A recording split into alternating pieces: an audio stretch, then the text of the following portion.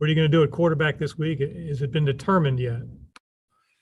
Well, right now it's listed as all oars across the board. Jack, Joe Mancuso or Bo English or Jackson Hardy. Obviously, Jackson Hardy is healthy. We'll see where those two come along this week between Bo and Joe. But they're out there doing some things in practice, so we'll see how they both progress. Thank you for that.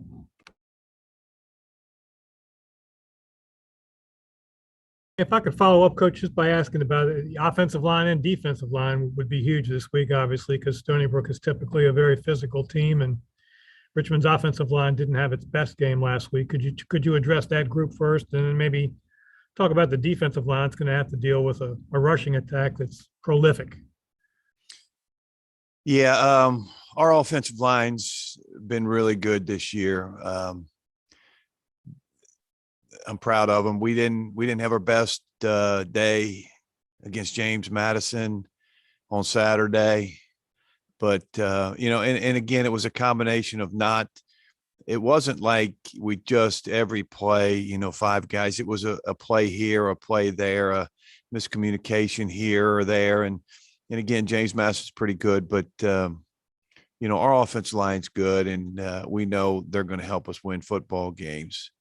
Defensively, our front 4 have been really good all year. Our front 7, with the linebackers included, have all been really good. Proud of that group. I think we're fitting gaps the way we're supposed to fit gaps. But you're right, it'll be a big test because, Stony Brook is very, very physical. They're huge up front offensively with some massive kids.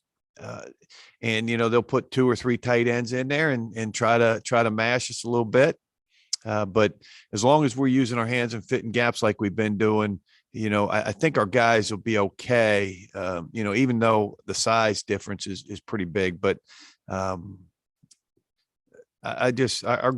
front guys have been really good all year, and but we knew that coming in. We knew we had a talented group, front 4 for sure. Thank you, Coach. Thanks, John.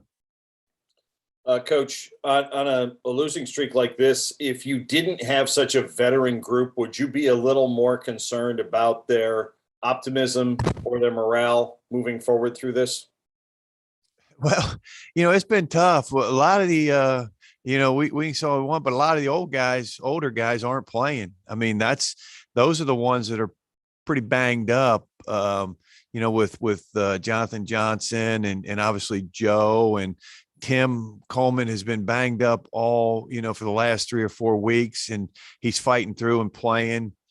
Clayton's been banged up, has missed some practice time, so it is a lot of our older guys, that have been kind of banged up and really in a lot of ways sucking it up and playing through some pretty significant nicks. But our guys, I mean, if you look at it, we're in the same boat Stony Brook's in right now. Stony Brook's 2-5, and they've lost some close ones. They lost in overtime to Rhode Island, and we've lost some tough games when we had opportunities. And if we were just getting blown out by 32 points, 34 points, whatever, now you have to reassess some things. But we need to get our offense cranked up a little bit more and continue to play good defense, and hopefully good things happen for us. Without getting into specifics, after the JMU game, you said on offense, you guys were kind of trying different plays just to see what might work against a really good defense. I mean, James Madison is ranked 7th in the country for a reason. Without getting into specifics, have you been able to narrow the focus of the offense to the things that you can see that it might do better on a more consistent basis? Absolutely. I mean, that's kind of the conversation that I had with the offensive coaches. Pretty close to that. We need to narrow this thing down and do some things we know we can execute and do. And, hopefully that'll be the focal point this week. there was a lot of things we practiced during the week that never showed up on game day. I mean, never got called. And whether it's how the game progresses or what kind of situation you get into, I don't know. But, we got to practice things we're going to do. We got to get good at them, and we got to know what our guys can do well on offense. We're fairly simple on defense. We don't do a whole lot on defense. We kind of line up and play. We'll tweak something here or there, but we line up and we fit gaps and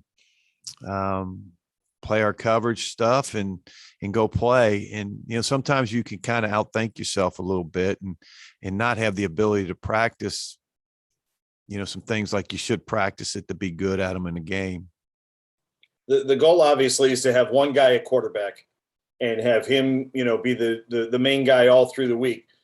I don't think you're in that situation right now. So how does practice look when you have three guys and you said all oars across the board? Well, we actually got four because Kyle Wickersham's been taking some snaps too.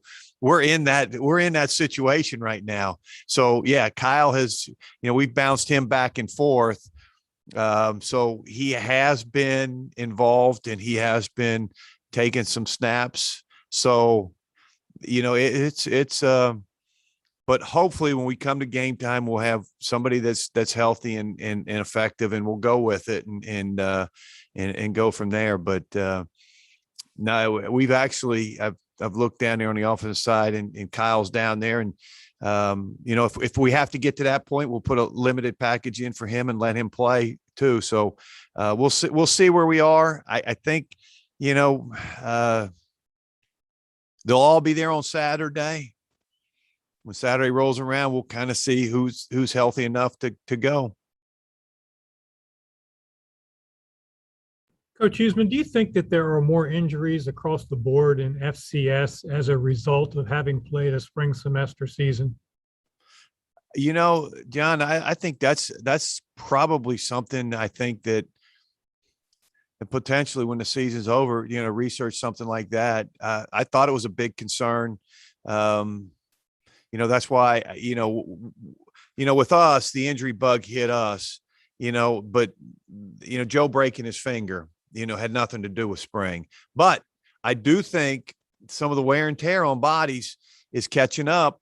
And that's why I said 4, and, some people played 8, some people played more, and we'll see how that affects teams down the line here and how healthy they stay. But, that would be a great thing to research and see where that is when the season's over. Right now, you just got to play with who you got and focus on that. Thank you. Hey, Coach, have you been in a situation that you are currently in at quarterback where you may have to start your third or either fourth string at quarterback? No. No, we've been very fortunate in my 8 years at Chattanooga. We stayed pretty healthy at that position. And then here with, Kyle was healthy.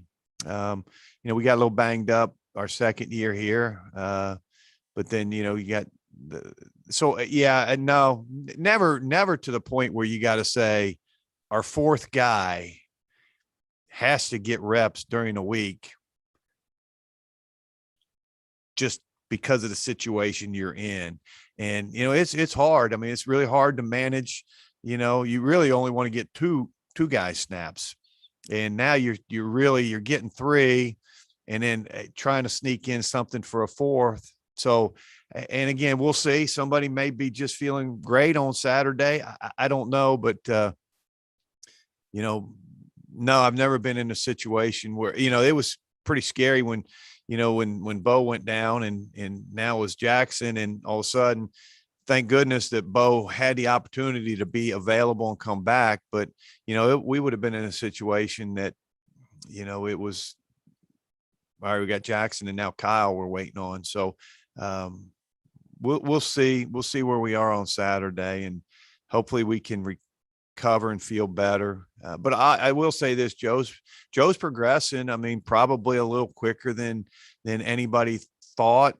As you projected it, you probably projected it out to New Hampshire. But I do think he's moving forward. It's just, can he move forward enough to play and be effective on Saturday or not?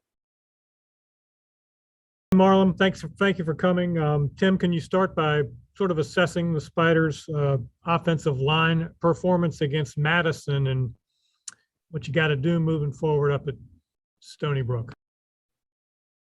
We got our butts whooped, simply put.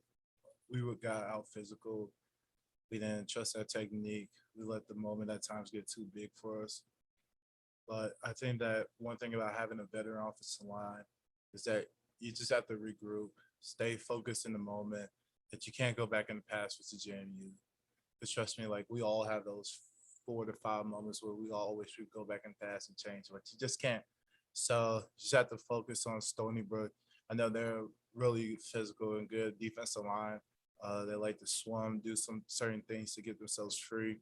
They have like 70. Lopez is like a 7th year there. So they're really good defensive line. And we just have to, like I said, go back, trust in our technique, listen to coaching, and play together as a unit. We will dominate. And the uncertainty perhaps at quarterback, how does that affect the way the offensive linemen go about business? It doesn't change anything. Personally, I believe that the change of quarterback last week didn't change how we performed as a unit. That you still give up pressures, you still get beat. Like, no matter who's that quarterback, if you have someone in your face that it's hard to perform well. So I believe that it doesn't matter who's that quarterback. Like, as offensive line, like, your job is to protect him no matter what. Protect him like he's your mom. And so you just have to get the job done. Hey, Marlon, they got a offensive back in Lawton who's leading the league in rushing, and some big boys up front. Can you speak to the challenge that the defensive line deals with at Stony Brook? Thank you.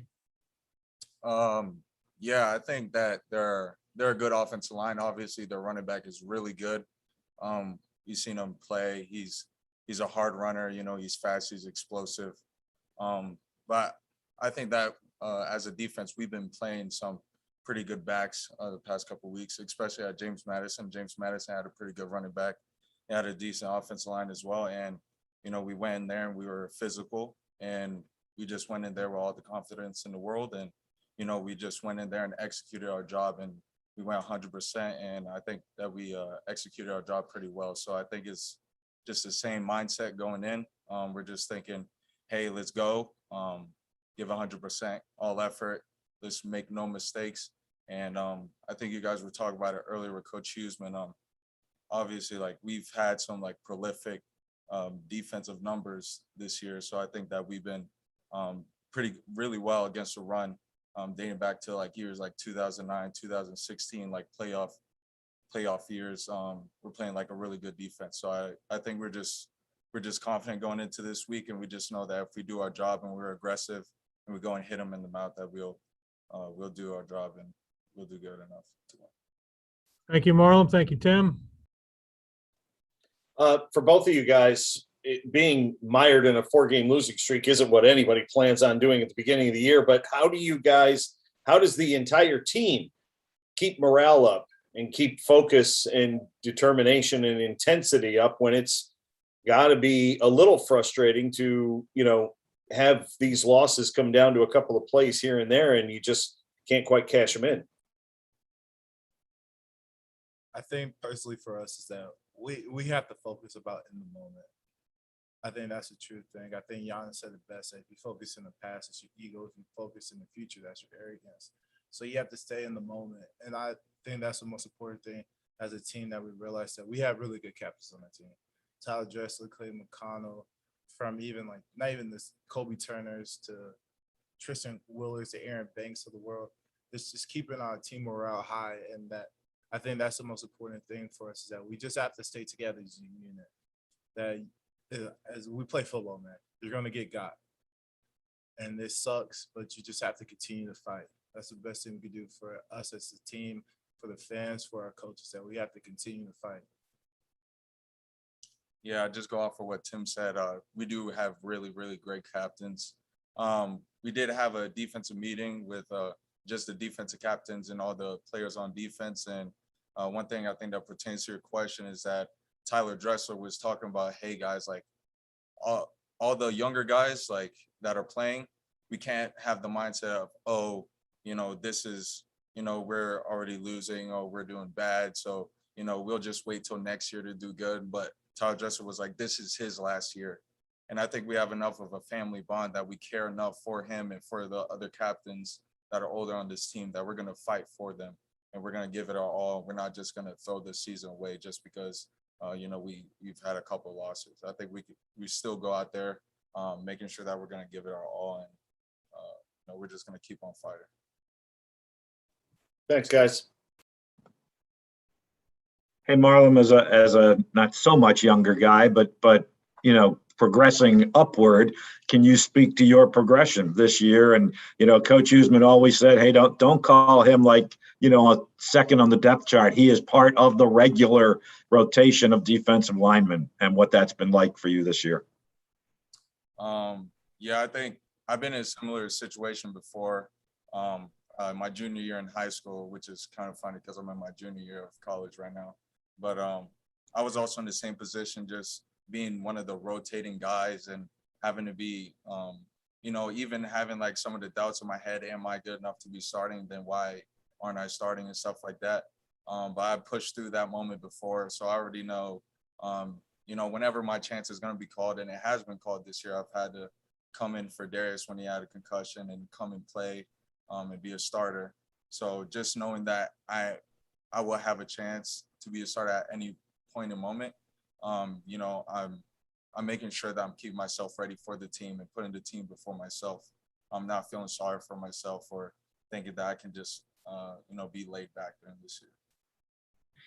Hey, can you relive the moment Saturday when that ball popped right up in front of your eyes and what that was like? Kind of relive that play a little bit when Kobe knocked it free and there it was for you.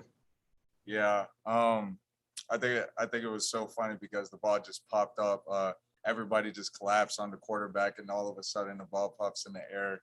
And we were joking about it, saying that I should have taken it to the crib and stuff like that. And I could have pitched it back to Tristan Wheeler. If you go and look back at the play, he was right there, all green grass ahead of him. So I think it was just a really fun moment, and just love seeing the whole sideline just get fired up and everybody's jumping and just having a great time. I think it was just a really good time.